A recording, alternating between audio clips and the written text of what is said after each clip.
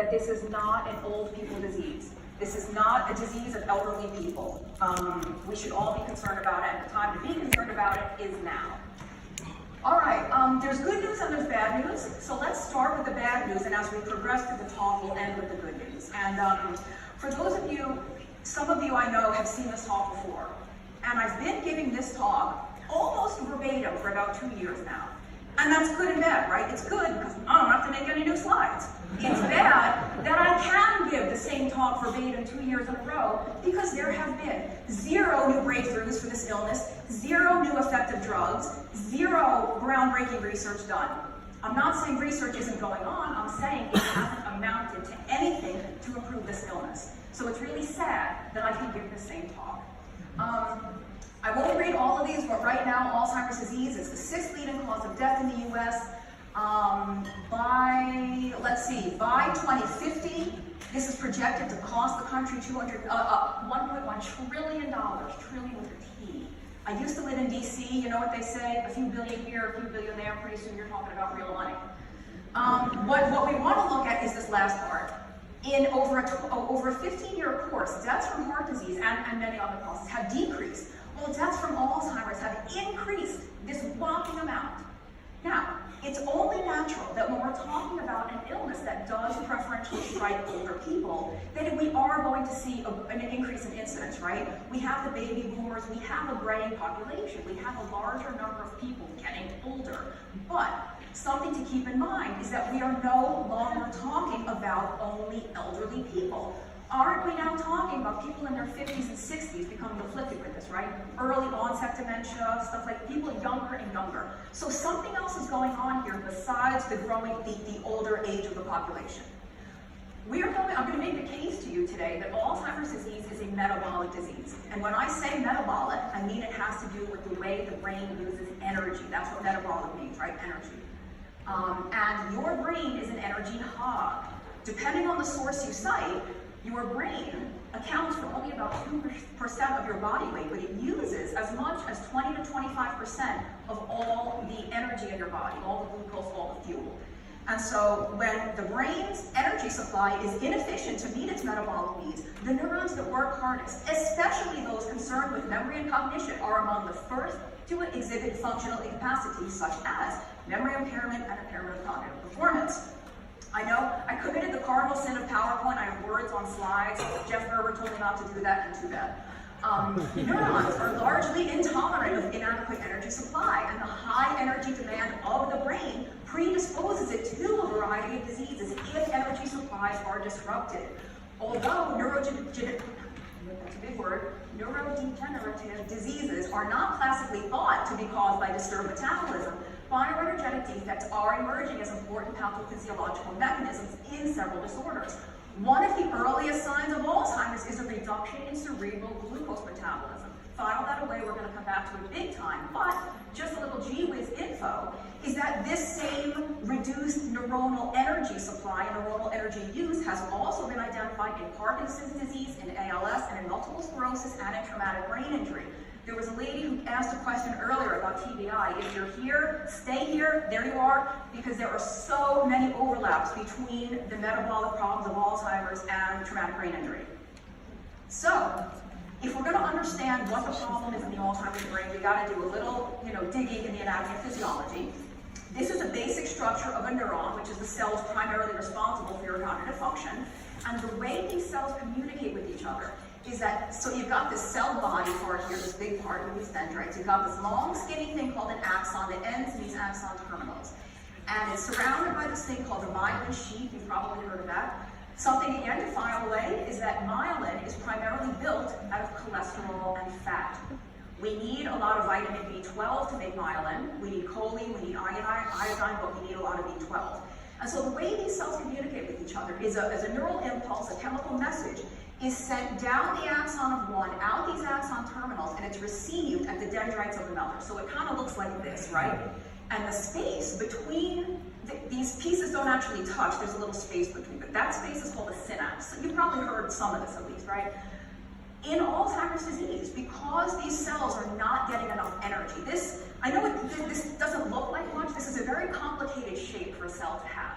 It costs energy just to maintain this shape. So when those cells are starving for energy, in order to conserve energy, to keep the cell body alive, to keep the main part of the cell alive, it actually sucks in those axons and dendrites like a vacuum with a retractable cord. So instead of these beautiful synapses that look like this, we now have that. Those cells are no longer able to communicate with each other. So it's no wonder that person is having memory loss, is having confusion, cognitive decline, and they can measure this on an MRI. They can see that the actual physical matter of the brain is shrinking. This is measurable. So this is just a real quick look. Here's the nerve impulse coming down, electric being received at the other one. That's the synapse, close up of the synapse. The stuff has to cross that little space. Okay, mitochondria. I have the perfect slot because we're going to talk about cholesterol later, so I'm going after Dave Feldman and before Ben Dickman. This is like ideal. So, because he's going to talk about mitochondria after, but if Alzheimer's is an energy problem, it's an energy shortage in the brain, then we're probably going to have to talk about the mitochondria, right? Why? Mitochondria are where we generate energy. There's a very, very small amount of energy produced in other parts of the cell, but the vast majority is produced in the mitochondria. So if there's an energy problem, there's probably a mitochondrial problem.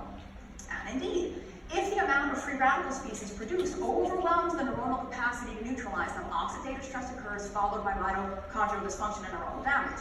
Now, real quick, this oxidation, oxidative stress, where is it? I actually think that's kind of getting a bad rap in the keto world. We do need some oxidation.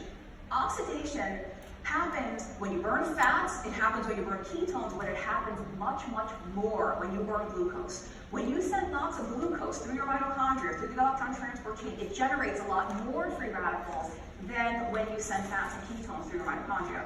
And I mean, oxidative stress is actually a signaling process as well. So there's some, when you do like studies that have studied massive mega doses of antioxidants, actually have poor outcomes. We do need some oxidation, just like we do need some insulin, we do need some cortisol. We don't want it all the time uncontrolled. Mitochondrial dysfunction and the resulting energy deficit trigger the onset of neuronal degeneration and death. Now, the thing is, it's the failure of the mitochondria to function properly and the resulting energy deficit that's causing these neurons to degenerate and die. But I don't think the neurons are actually dead, and we'll come back to that, but just, I know we're filing away a lot of stuff to come back to, but they're not actually dead. They're more like sleeping. They're hibernating in low power mode for a while. So, if you're wondering why we have an Alzheimer's talk at a keto event, it's because they regularly refer to Alzheimer's disease as type 3 diabetes or diabetes of the brain. And where that comes from is that the predominant malfunction in the Alzheimer's brain is a 45% reduction in cerebral glucose use. Do you think if your brain is using 45% less glucose than a healthy person's brain, you might have some cognitive impairment? You might have some memory loss. You might have some behavioral changes. Probably so. Impairment of glucose degradation may be the basis for synaptic dysfunction underlying the impairment. Remember I said, because the cells are not able to use enough glucose, they don't have enough energy, those synapses are degrading. Those synapses are being lost. Progress in understanding changes in brain energy metabolism during aging and Alzheimer's has grown rapidly in the past 3 decades to the extent that it is now widely acknowledged the brain hypometabolism includes Alzheimer's. Hypometabolism meaning too little metabolism or not enough energy, right? Hypo is low. Past 3 decades. Who's been hearing about this for 30 years? I see one hand, she's like ahead of the curve, you might be a PhD or something. Nobody's been hearing about this for 30 years, but this is not new. This is not new research. This PET scan study where they determined this 45%, 1994. I know that sounds like 2 weeks ago to me, but it's actually a couple of decades ago.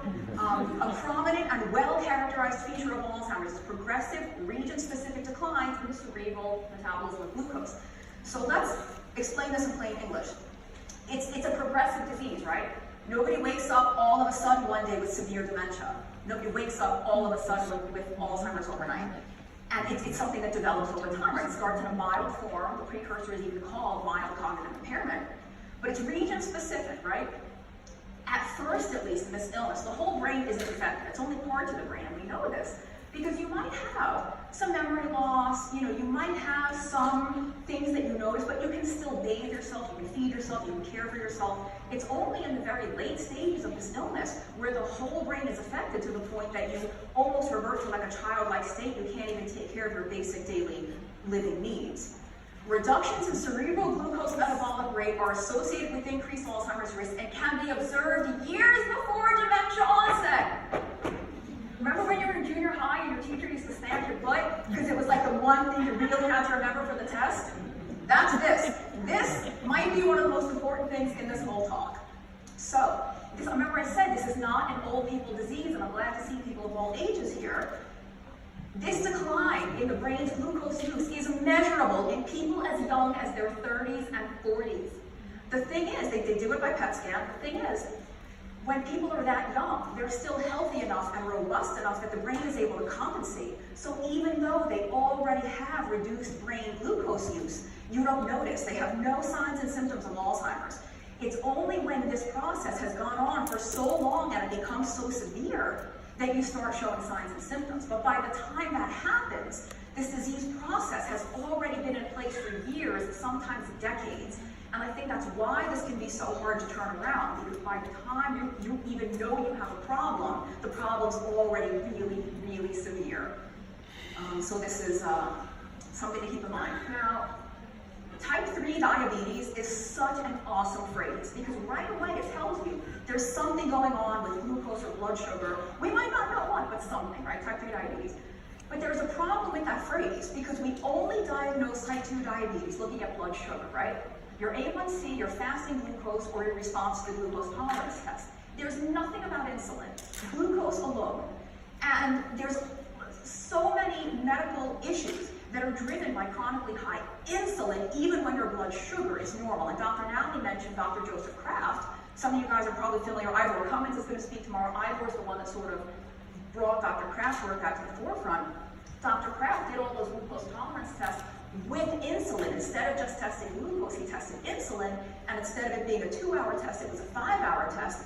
And he uncovered this staggering scope of people that had normal blood glucose with super, super high insulin. And it's so many things, including Alzheimer's.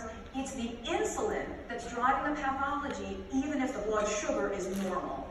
And so this is the short list. This is the short list of conditions that are driven by chronic hyperinsulinemia, even if you have normal blood sugar. Insulin is a growth hormone, right? My friend Dr. Ron Hoffman said insulin is like miracle growth for your fat cells. Insulin makes stuff grow. It makes your fat cells grow. It makes skin tags grow. It makes cysts in your ovaries grow. It makes the prostate gland grow. It makes stuff grow. So what's the deal with hyperinsulinemia and Alzheimer's disease? Insulin resistance is usually at or near the top of known lifestyle-related factors heightening the risk of declining cognition in the elderly. They did a prospective cohort study of people that were free of dementia and then ended up with it after a while. And the risk of Alzheimer's doubled in 39% of that sample with hyperinsulinemia and was highest in people without diabetes. This is what we just said with Joseph Kraft. These people had normal blood sugar, so they weren't diagnosed diabetics, but they were hyperinsulinemic and they had double the risk for Alzheimer's disease. Insulin resistance may be a marker of Alzheimer's risk associated with the reduced cerebral metabolic rate of glucose and subtle cognitive impairments at the earliest stage of disease, even before the onset of mild cognitive impairment. This hyperinsulinemia is our canary in the coal mine. You can have your brain glucose metabolism measured if you want. You can have a PET scan.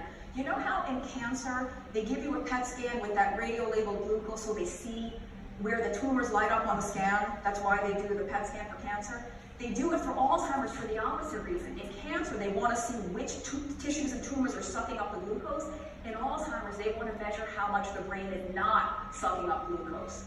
This is known. And this is something, again, these are things that happen before you have symptoms. The symptoms only develop when this has gone on for so long that it's so bad that your brain can't overcome it. So you've heard of metabolic syndrome, right? Don't worry, arthritis. You've heard of metabolic syndrome. Well, they now have metabolic cognitive syndrome because of this, like the really strong link between deranged brain glucose metabolism, hyperinsulinemia, and the metabolic syndrome, right? The insulin-resistant brain state, a central feature of the metabolic cognitive syndrome. Metabolic cognitive syndrome, metabolic approach for the management of Alzheimer's. You guys know Tom Seyfried's work? He's got the metabolic theory of cancer. My friend Dr. Nasha Winters wrote a book called The Metabolic Approach to Cancer. Maybe we need a metabolic approach for Alzheimer's too. All right, insulin resistance, I might have to move quickly. Targeting the insulin signaling pathway during early Alzheimer's represents a viable therapeutic opportunity based upon solid empirical evidence that insulin resistance, Alzheimer's pathology, and related cognitive decline are mechanistically interrelated. We know a lot more about Alzheimer's than we think we do. We think we're totally clueless, it just happens, it's luck of the draw, we don't have any control over it. I think there's a lot of unanswered questions. There's a lot we don't know, but there's a lot we do know. We know a lot more than we are led to believe we do. All right, no talk about Alzheimer's disease is going to be complete without addressing ApoE4. If you've been doing keto a while or you're really into health stuff, you might be aware of the ApoE4 gene. You might have it, you might have been tested, you might know you have it. The ApoE4 gene is currently the strongest known genetic risk factor for this illness. We get 2 copies of every gene, right? One from mom, one from dad.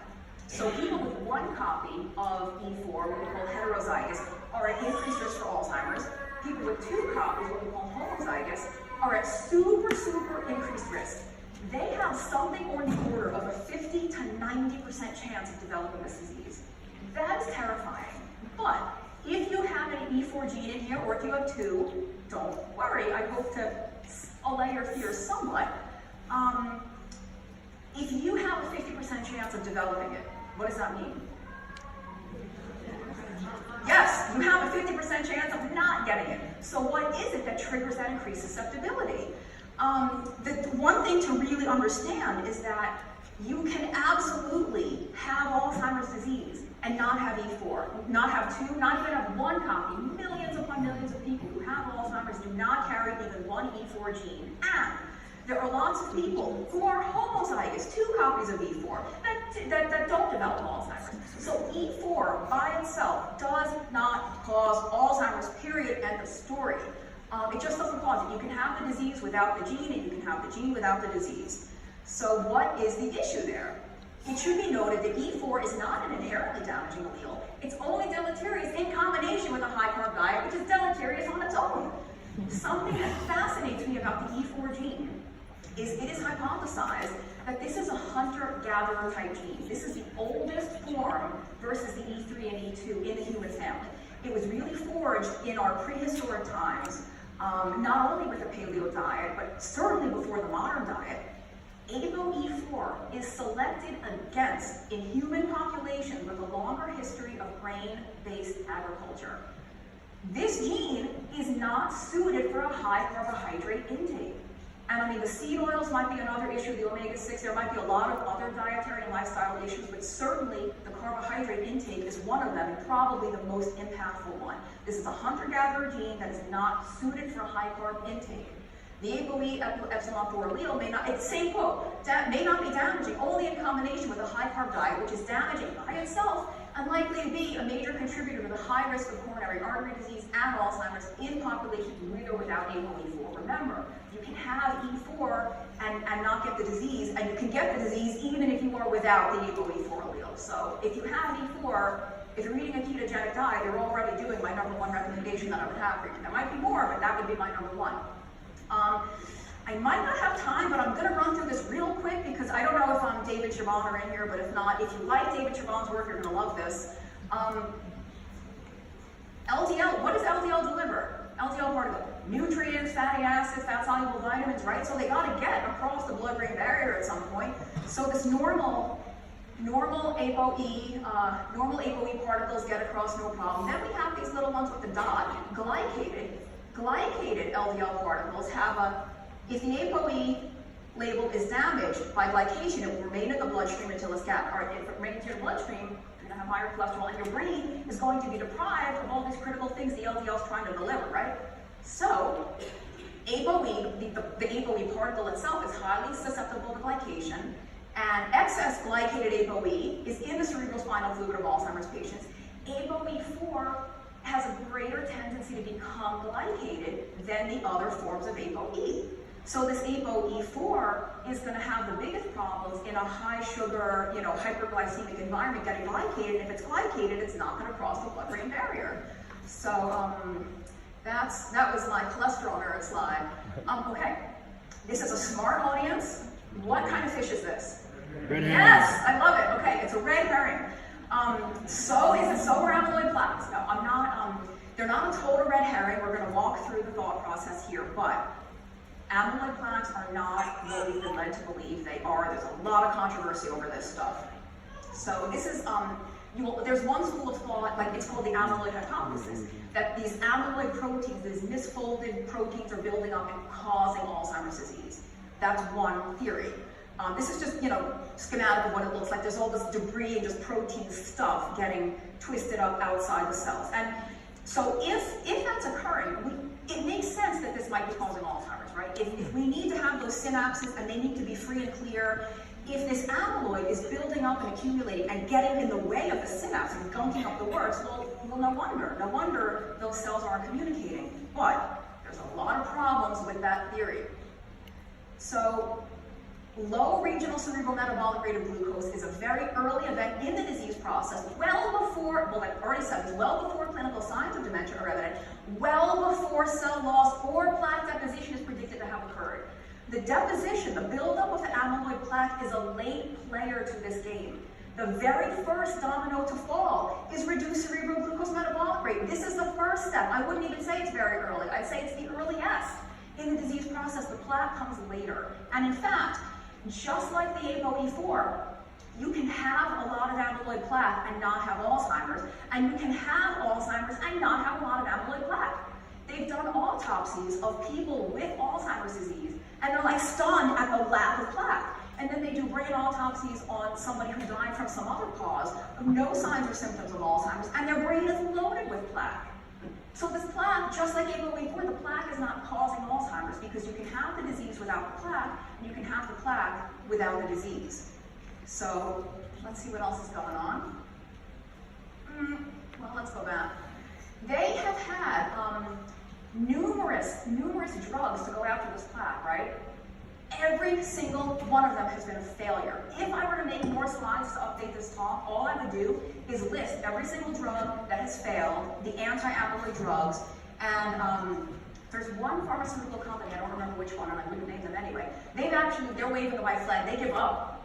They're not even going to try to make any Alzheimer's drugs again. That's how many times they fail and how much money it costs every time they fail. Why are they failing? Probably because going after amyloid is not the right strategy. Every time we go after the amyloid, people get worse. There was one drug where the phase 3 clinical trial had to be stopped early because the people taking the drug were doing so much worse than the people on the placebo that they deemed it unethical to continue. So tell me that we need to get rid of this amyloid at all costs. Yeah, that makes a lot of sense to me. There's another school of thought, there's the amyloid hypothesis, and there's another school of thought that really thinks this amyloid is protective. Right? The human body doesn't do stuff for no reason. It doesn't secrete cortisol for no reason. It doesn't secrete insulin for no reason. It doesn't make amyloid for no reason. What is it doing? So this is from Dale Bredesen. Some of you may know his name. He wrote a book called The End of Alzheimer's. His is really the first diet and lifestyle protocol that's been shown to reverse Alzheimer's, at least in the very mild stage. Nothing in the severe stage yet. It's very preliminary, but I think it's promising. The production of the amyloid is a protective response. The idea of just getting rid of it without understanding why it's there makes very little biological sense. I know lots of words on slides. We're going to get to some pictures soon. The formation of amyloid may be an element in the brain's defense against oxidative stress. Oxidative stress may provoke the release of beta amyloid.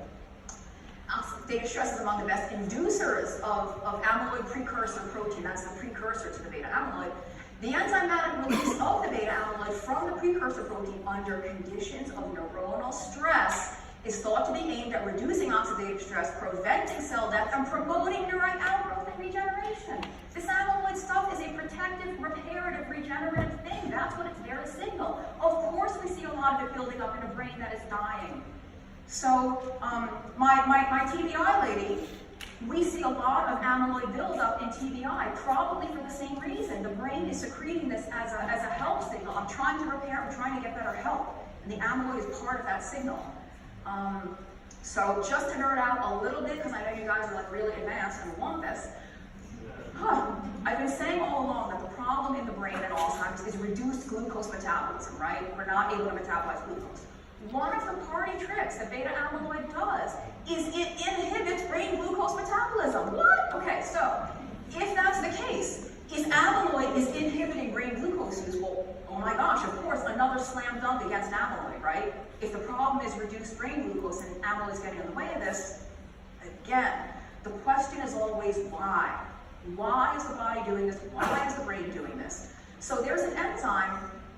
When you metabolize glucose, you start with glucose, you get to pyruvate through glycolysis, and then going through your mitochondria, this enzyme called pyruvate dehydrogenase, well, pyruvate dehydrogenase complex, PDC, converts it to acetyl-CoA, which goes through the Krebs cycle, and you make ATP energy. Yay, everybody remembers high school biology, or chemistry, whatever that was. Amyloid, beta amyloid, so that's a glucose to pyruvate acetyl-CoA. That's what you need to have happen to fully metabolize the glucose. Well, we need that enzyme working. Amyloid inhibits that enzyme. So amyloid is shutting off the glucose metabolism. Why? I think the amyloid is saying, we talked about the mitochondrial damage, right? And what did I say? The most damaging thing to the mitochondria is the constant, ceaseless influx of glucose, right? We have fewer free radicals, less oxidative damage from fats and ketones. And it's not that we should burn no glucose. You're always going to burn some glucose. But you don't have to burn it from donuts and bagels and scones and lattes and cereal. So I think if I can anthropomorphize and give these mitochondria like human thoughts, the mitochondria are saying, I'm already so damaged from all the years and decades of nutritional abuse that you have subjected me to, that I'm not going to let you anymore. You can give me all the glucose you want. You can keep drinking your juice and eating your cereal and eating your bran muffins. I'm not going to metabolize it. I don't care how much you give me, I'm not going to, because it's not like these people are hypoglycemic. They might be normal glycemic, they might be raging diabetics, they might have high blood sugar. It's not getting into the brain. And I think the brain is doing itself a favor. I think the brain is secreting amyloid to protect itself. So here we have this substance that the body is producing, the brain's producing, we see it building up, it's been totally demonized, we want to get rid of every last molecule. If we could just get rid of every last molecule of amyloid, we cured Alzheimer's. Does that remind anyone of anything? Any other protective, critical, essential, health-giving substance that we demonize, that we try to get rid of every last molecule of, and it hasn't worked so well? Yeah, thank you. So, thank goodness, more and more researchers are coming on board with this, what we call the mitochondrial cascade hypothesis, as opposed to that amyloid hypothesis. More and more researchers are waking up and saying, look, just because we've already sunk 50 years of research into this amyloid hypothesis, if it's wrong, we gotta move on. So the possibility must be considered that current therapies designed around the bulk removal of amyloid may not simply fail, but be actively harmful by hindering the very functionality they hope to preserve. If amyloid is protective and we're trying to get rid of it, no wonder they get worse. Millions of research dollars, private and public, are annually expended on anti-amyloid therapies that do not work and are based on a logically flawed hypothesis. At this point in time, it's no longer unreasonable to suggest that further iterations of anti-amyloid therapies may not be in the best interest of patients. I cannot agree more. This was like the best conclusion ever from the paper. The amyloid cascade hypothesis is no longer supported by the majority of experimental evidence. I'm just going to skip that again. They're going to fail. I don't have my glasses on. All right. Can you? Blah, blah, blah, blah, blah. Does not, the amyloid buildup does not contribute to primary pathogenesis. Amyloid-centric therapies will continue to fail. All right. Now, I said the amyloid is protective, it's really helpful, we don't want to get rid of it. But that doesn't mean it can't ever be a problem. It doesn't mean we want as much amyloid as we can possibly have. Amyloid is still a problem if it builds up and really does block those synapses, right? That gunk does build up outside the cell. Why? Remember, I keep saying we want to ask why. What's going on? What's causing the amyloid to build up? Well, and I said this is an insulin problem. What's the problem? Under hyperinsulinemic conditions, insulin competes with amyloid, beta amyloid for insulin-degrading enzyme, leading to the accumulation of beta amyloid in senile plaques. This insulin-degrading enzyme, beta amyloid and amyloid plaques are cleared away by a couple of different mechanisms, one of which is an enzyme called insulin-degrading enzyme. I always say, I joke that, parents that have more than one child will always say they don't have a favorite, even if they do. I don't pick favorite. Enzymes do pick favorites. They have what we call a higher affinity for certain targets, certain substrates than others. Insulin-degrading enzyme is the parent of many, many children. It's an enzyme that works on a lot of different targets and substrates.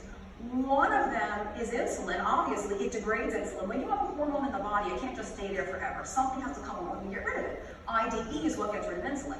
Oddly enough, insulin-degrading enzyme also degrades amyloid proteins. Who knew? So when you are what?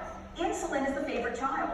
Insulin is the favorite child of IDE, so that when you have high insulin levels all the time, that enzyme is so busy going after the insulin that it leaves those plaques to build up. It leaves those proteins to accumulate.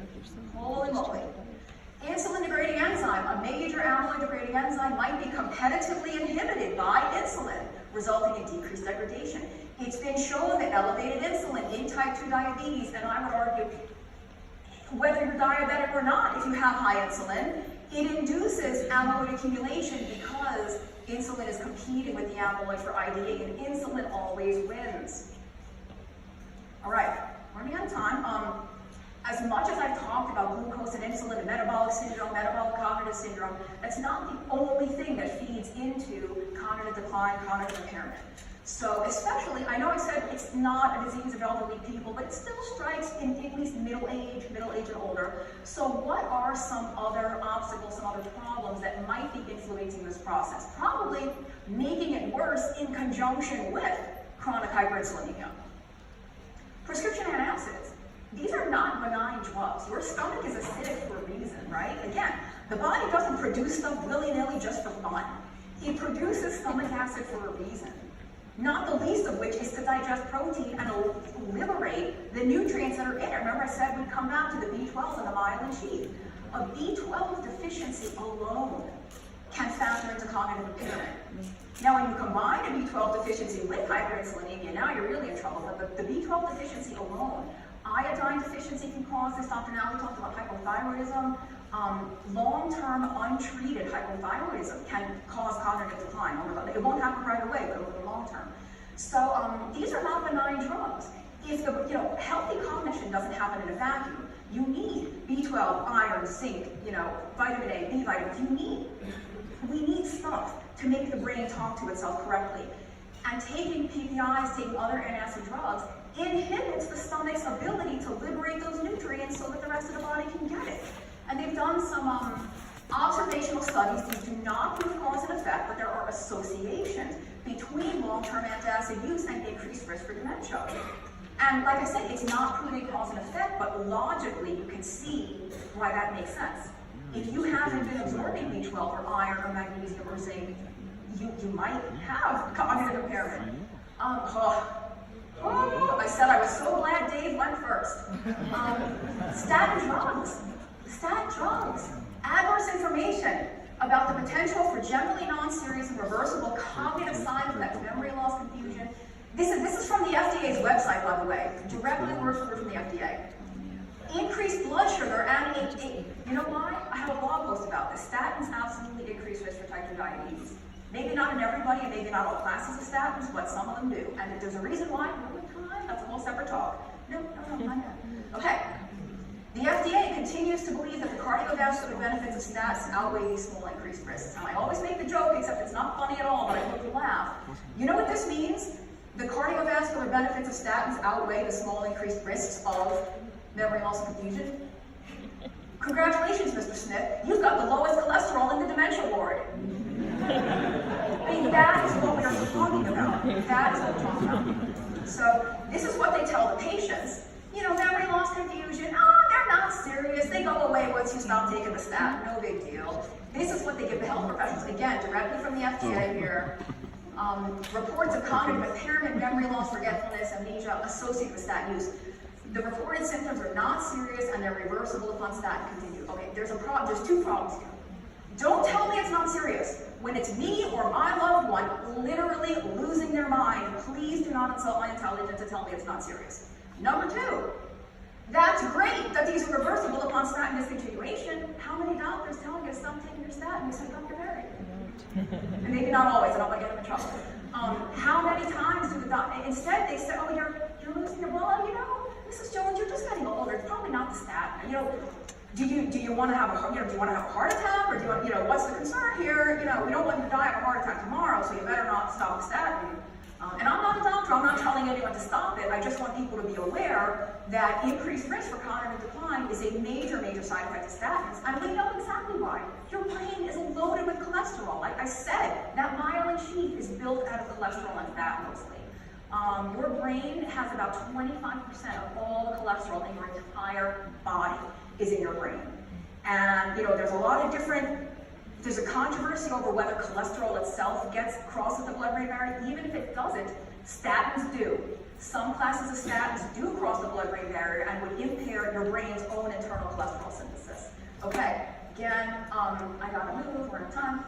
High LDL is inversely associated with mortality, right? The higher your LDL, the lower. Now, we're all gonna die. We all have 100% risk for mortality, except there might be one person that escaped that fate in human history, if you believe a certain philosophy.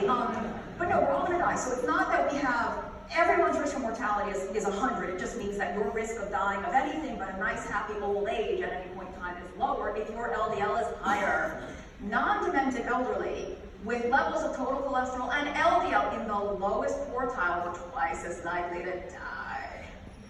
High cholesterol late in life associated with decreased dementia risk. Findings suggest cholesterol levels within the high normal range are associated with better cognitive performance. This was in a Chinese study, especially in the oldest people. Low cholesterol may serve as a clinical indicator of risk for cognitive impairment in elderly. We've seen this over and over and over again. The higher your cholesterol as you age, the lower your risk for all-cause mortality, the lower your risk for dementia, the better your cognitive function. And I don't necessarily think that means we need to purposely have LDL as high as we possibly can, but I do think it certainly means we don't need pharmaceutical interventions to lower it. We shouldn't be afraid of our LDLs going up. Praise the Lord, pass the butter.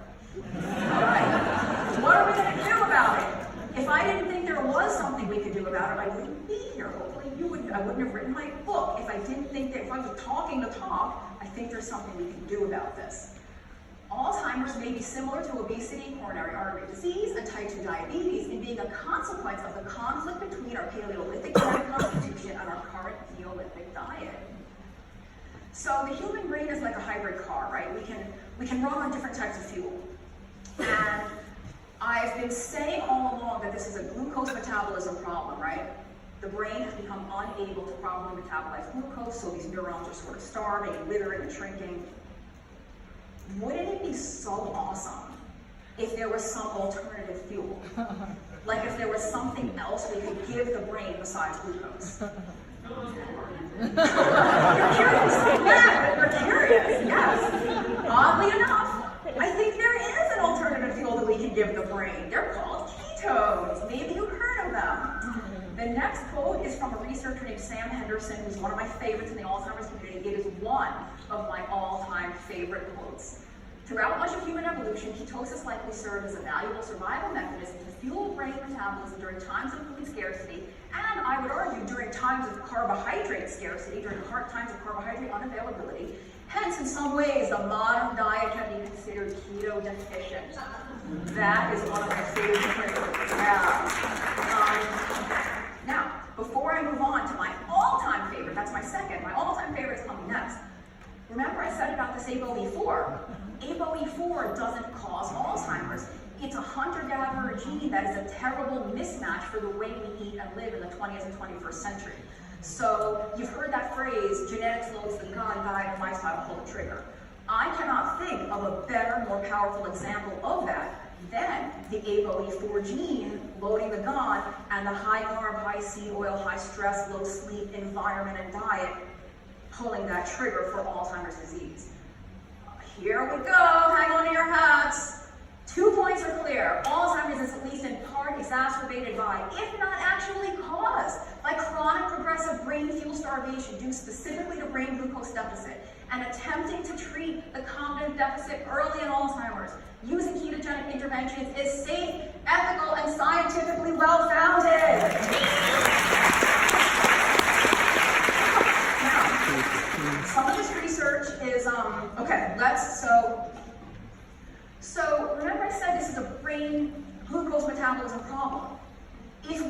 some other fuel coming in, it might not be that big a problem, right?